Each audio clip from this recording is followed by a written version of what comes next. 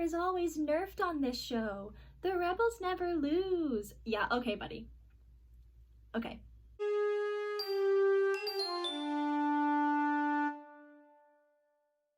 Welcome back to Rebels Revisited as I continue on into the Siege of Lothal. Such a great start to this season. Alright, this is the Siege of Lothal Part 2, Revisited. The episode opens on the Vader fight, which is such a great scene. Let's discuss. The best thing about this scene is seeing how outmatched Kanan and Ezra are.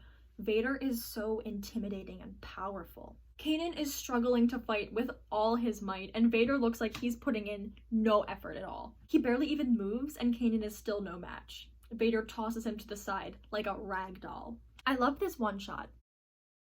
It immediately reminded me of this Macquarie concept art. I like how they use angles to make Vader feel impossibly tall compared to Kanan. Just look at this. Kanan and Ezra are getting absolutely owned. Vader is mopping the floor with them, and he's not even trying. A worse team of writers would have had Kanan and Ezra put up a fight before getting beaten, but not these guys. They know their characters, and they love to capitalize on their characters' flaws when it's called for. They know Kanan and Ezra have absolutely nothing on Vader, and that's exactly the way this fight goes. Even in the moment where it looks like Kanan and Ezra caught Vader off guard and outsmarted him, they fail. Which brings us to this epic moment.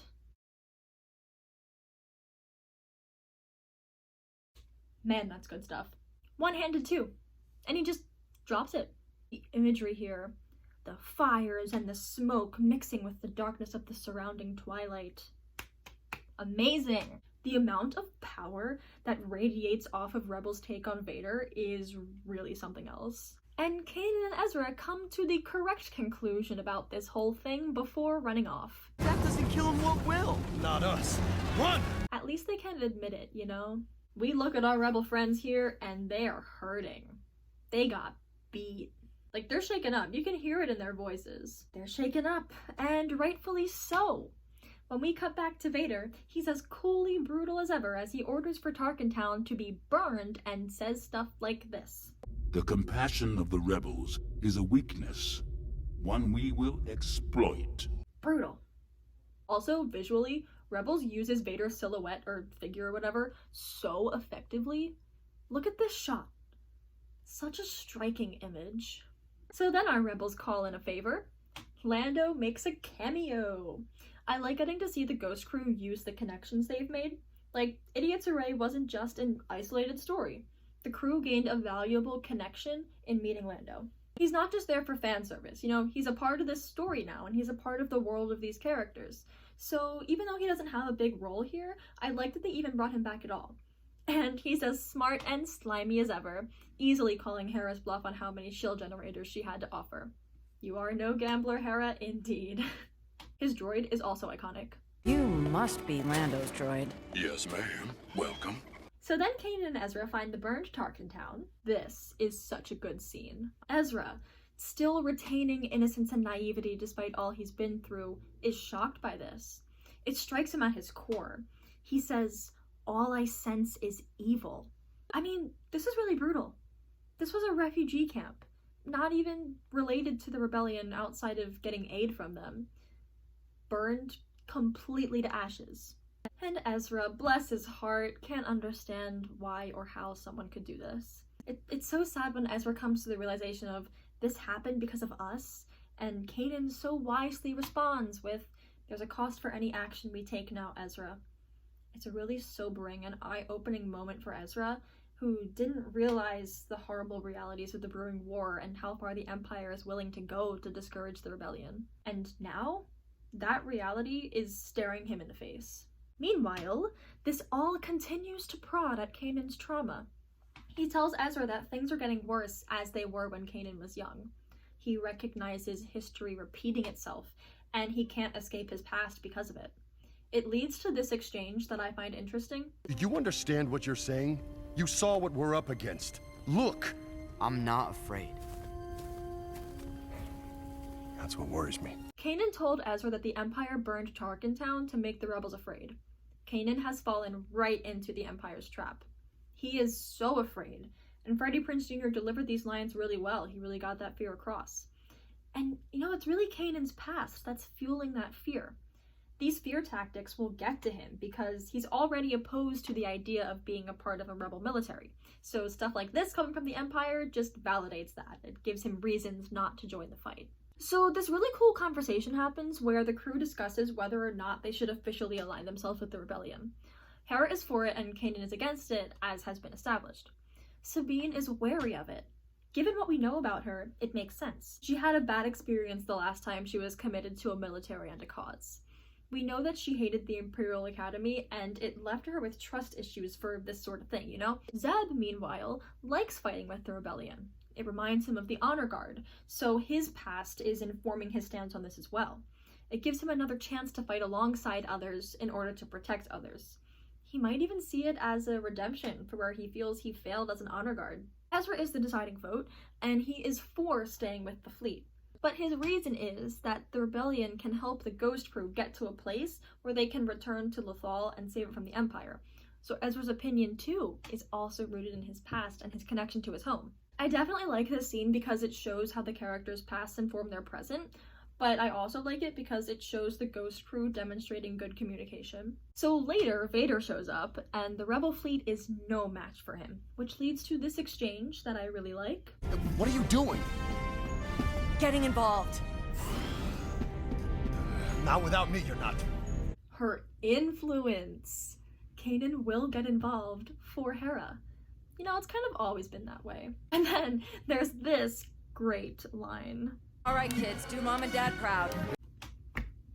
We love a good space family. Now, there's some really good stuff. Ahsoka senses that they're fighting someone who is strong with the Force. She asks for Kanan's help in reaching out to them. I love that moment. Kanan wonders how he could possibly help, and Ahsoka tells him to remember his training.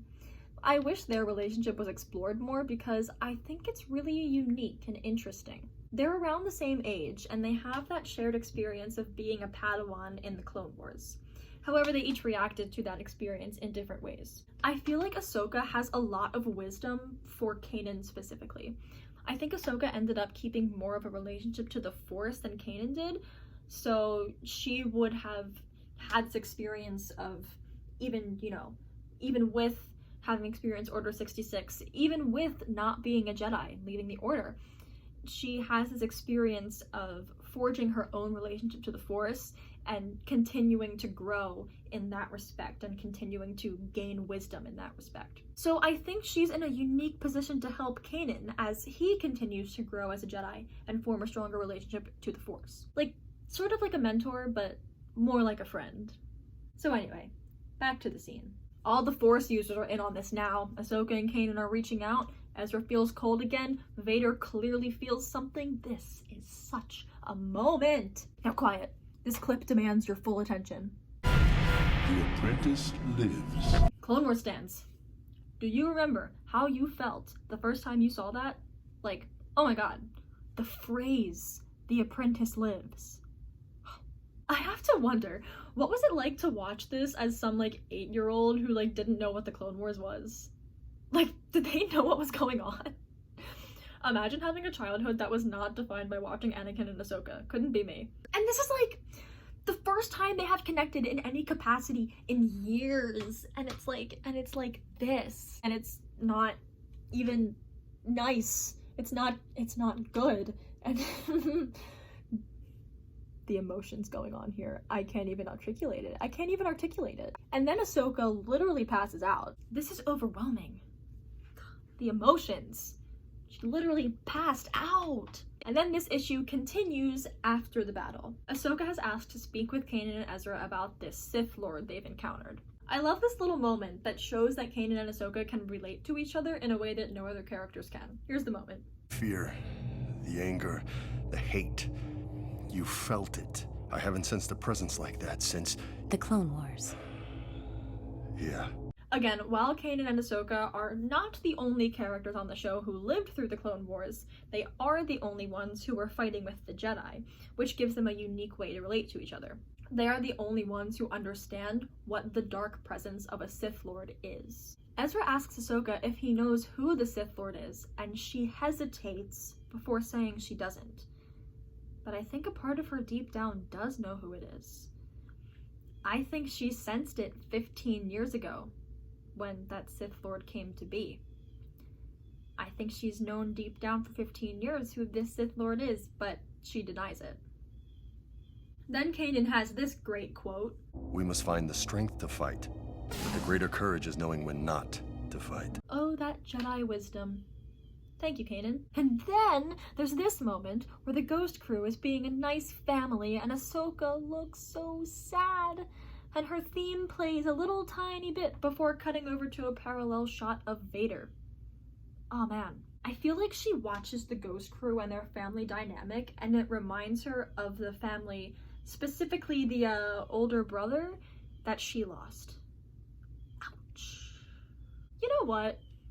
The guest and supporting voice cast in this episode is so much fun. We have James Earl Jones on as Vader, we have Sam Witwer as the Emperor, and of course we have Dee Bradley Baker as Constantine, Ashley Pack as Ahsoka, and Billy Dee Williams as Lando. The gang is all here. Well, that was great. I love this episode. I love this season. This is gonna be a good time. Thank you for watching, and may the Force be with you always.